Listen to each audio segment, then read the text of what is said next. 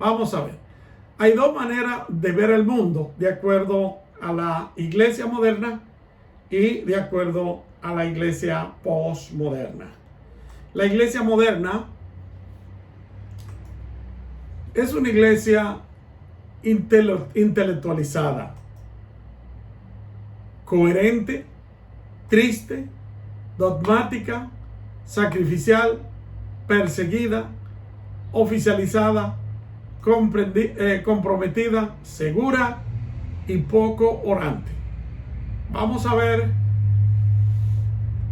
si realmente eso es lo que hemos conocido al principio cuando nos convertimos, que todavía estaban los valores modernos dentro de nuestras iglesias, si eso es justamente lo que nosotros podemos identificar. La fe moderna, intelectualizada, dando a entender que desde el tiempo de la Reforma hasta nuestro tiempo se ha creído en la excelencia de la preparación para servir al Señor.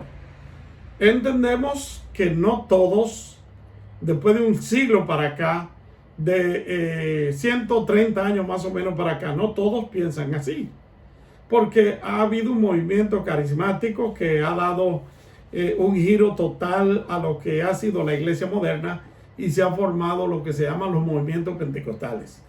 Sin embargo, debemos de entender que aunque la iglesia pentecostal o los movimientos pentecostales son iglesias que no son tan intelectuales, pero sin embargo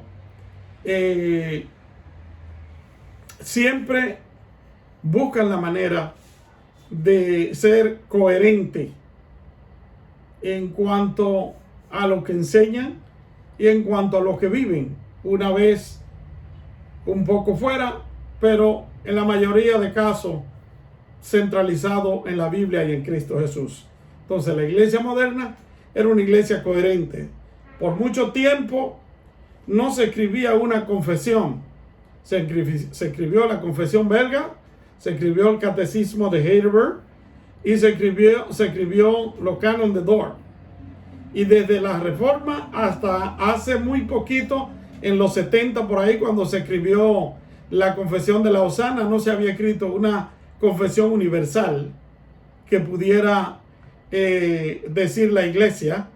Bueno, esto es lo que nosotros, los nuevos componentes que van a formar la iglesia.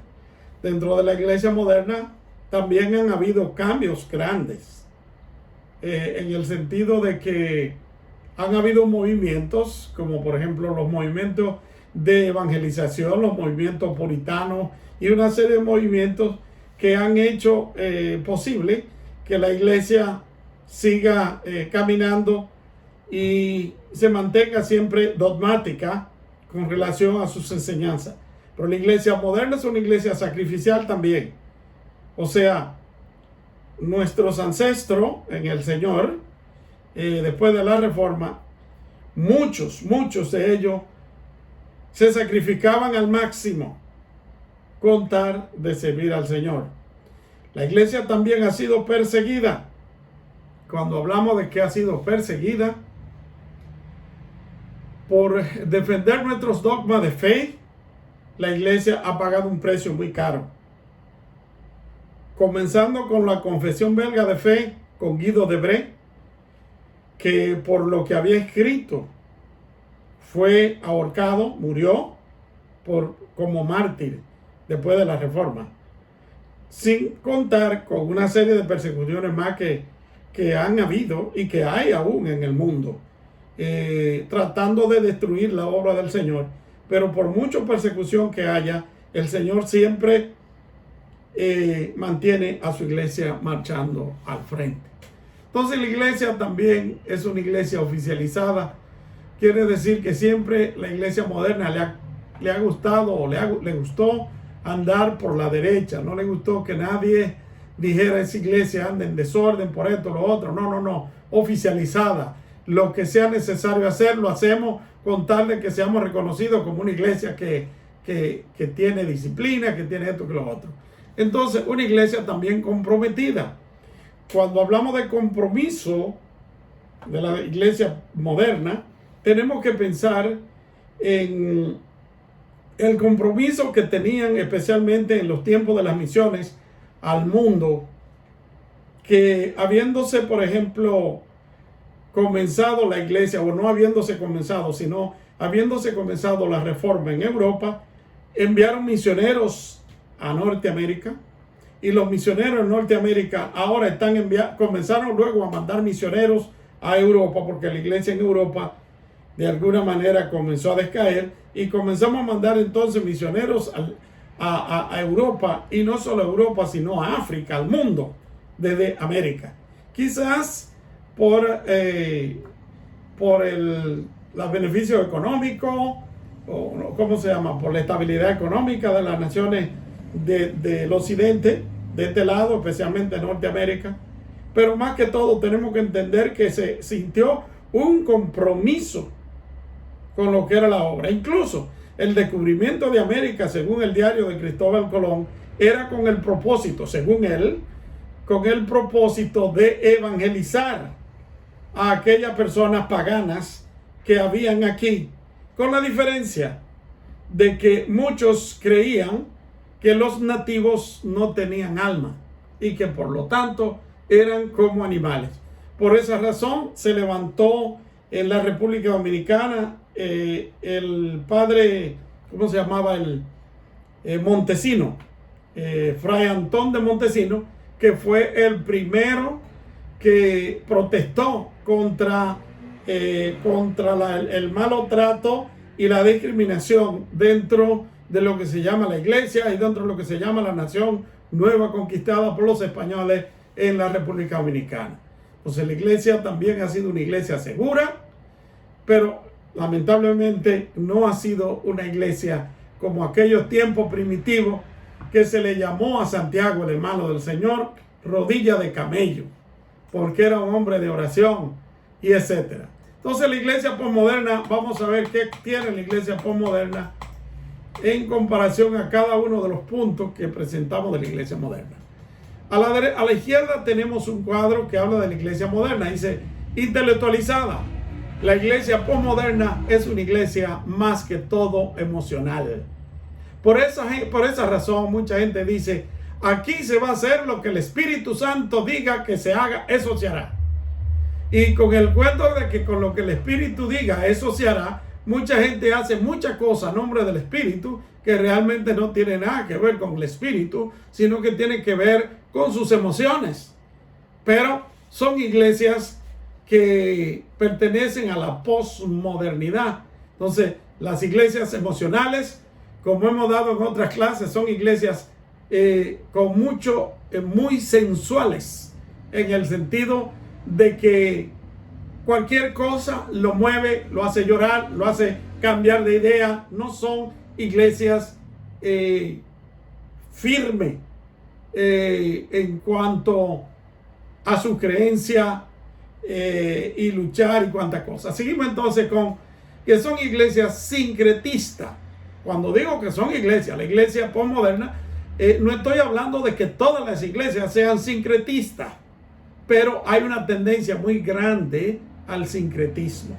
Cuando digo que hay una tendencia muy grande al sincretismo, quiero decir que tenemos movimientos, entre comillas, llamados movimientos evangélicos, que son movimientos sincretistas, donde se medita, se practica el yoga, se practican religiones orientales y también costumbres de religiones orientales que están metidas dentro de la iglesia.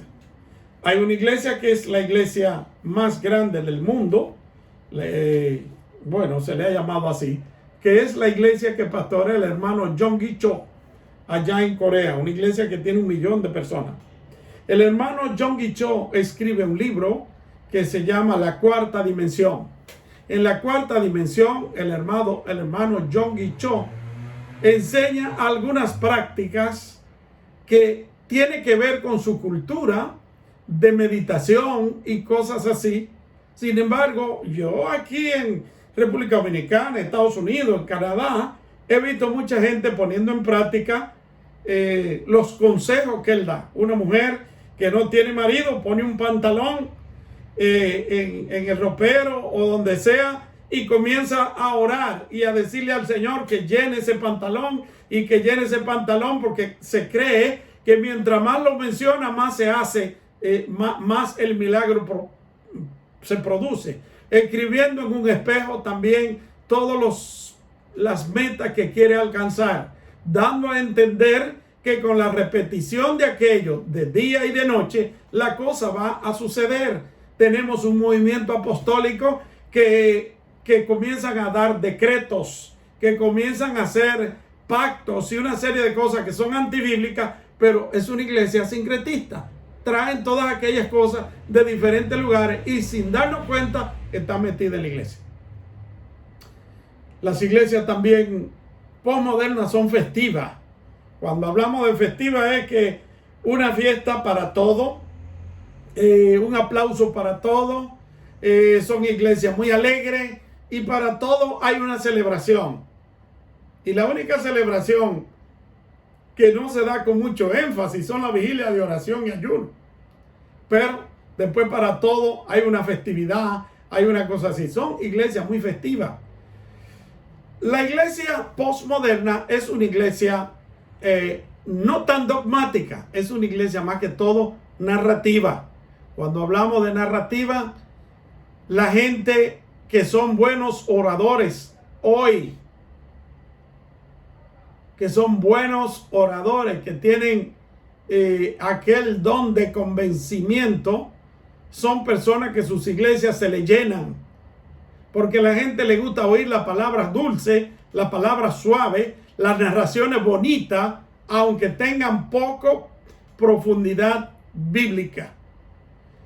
En la política se ve, aparece dos políticos, un político que es una persona introvertido, difícilmente gane la presidencia de ningún país, porque a la gente le gusta oír que el que va a presidir hable mucho, aunque sean incoherencias, pero que hable mucho y hable bonito. O sea que estamos viviendo en una época en que la narrativa juega un papel muy importante. Sin embargo, la iglesia moderna era una iglesia más dogmática. Conocemos a Dios por esto, por esto, por esto, por esto. Ahora aparecen narraciones de personas que le ponen poca atención a lo que es la Biblia.